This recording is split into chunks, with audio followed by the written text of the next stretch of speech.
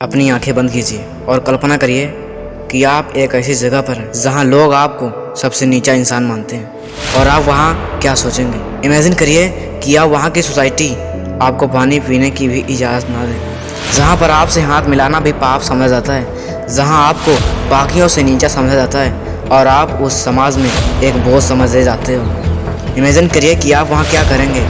एक डॉक्टर भी आपको इलाज करने से मना कर देता है कि आप अलग हो।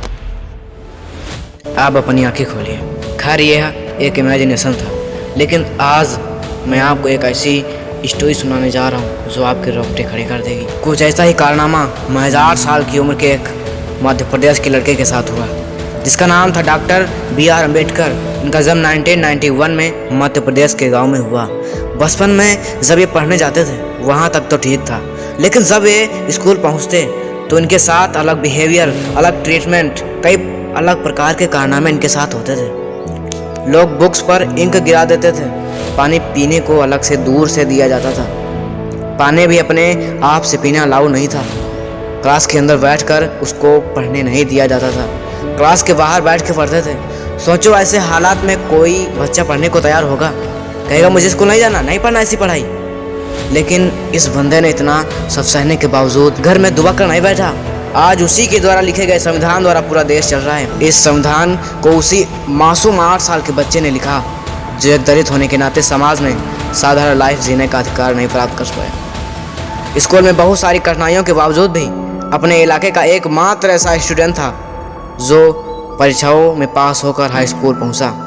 जैसे तैसे डिग्री करने के बाद अपने दम पे, सिर्फ अपनी मेहनत पे विदेश पहुंचता है और वहां पर पोस्ट ग्रेजुएशन कर लेता है। वो बाहर से डॉक्टरेट भी करना चाहता है, लेकिन उसकी स्कॉलरशिप खत्म हो जाती है और वापस देश चला जाता है। भारत पहुंचकर उस इंसान ने बाकी बच्चों को पढ़ाना चालू किया, लेकिन सामाजिक भेदभाव की वजह से उसे तमाम दिक्कतों का सामना करना पड़ा। लेकिन उस इंसान ने कभी भी दुनिया के सामने घुटने नहीं टेके। लाख मुसीबतों के बावजूद भी वह इंसान आगे बढ़ता गया और आज़ाद भारत ने उसी के द्वारा लिखा संविधान अपनाने का निर्णय लिया, डॉक्टर भीमराव अंबेडकर, जिनके बारे में अभी आपको मैंने बताया। अक्सर वे कहा करते थे, जिस तरह से इंसान मर जाता है उसी तरह हमारे दिमाग में आइडियाज आकर मरते रहते हैं जब तक कि उस आइडिया को अमल में नहीं लाया जाएगा। जिस तरह से एक पौधे को पानी देने की ज़रूरत होती है, उसी तरह से एक विचार को भी प्रचार और प्रसार की ज़रूरत होती है, नहीं तो वो भी एक पौधे की तरह मुरझाकर मर जाएगा। सोचो, एक बार जिस इंसान को खुद अपनी पढ़ाई के लिए इतनी मुश्किलों का सामना करना पड़ा, उसी इंसान ने भारत का संविधान लिख डाला। जिस इंसान को हर वक्त हर टाइम बुरी नज़र से देखा जाता था, उसी इंसान ने भारत का सुप्रीम लॉ यानी संविधान लिख डाला।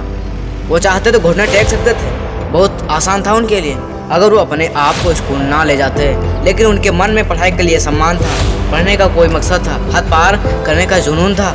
उन्होंने कुछ ऐसा कर दिखाया कि मानवता के इतिहास में एक महान इंसान ही कर सकता है। अब ये तुम्हारा काम है कि जो तुम खोजो, जो दुनिया के 1% स्टूडेंट में होता है, वो आपका कोई लक्ष्य हो या कोई बदलाव हो। लगे रहो और दुनिया में अपना नाम रोशन करो। जय हिंद दोस्तों, वंदे मातरम।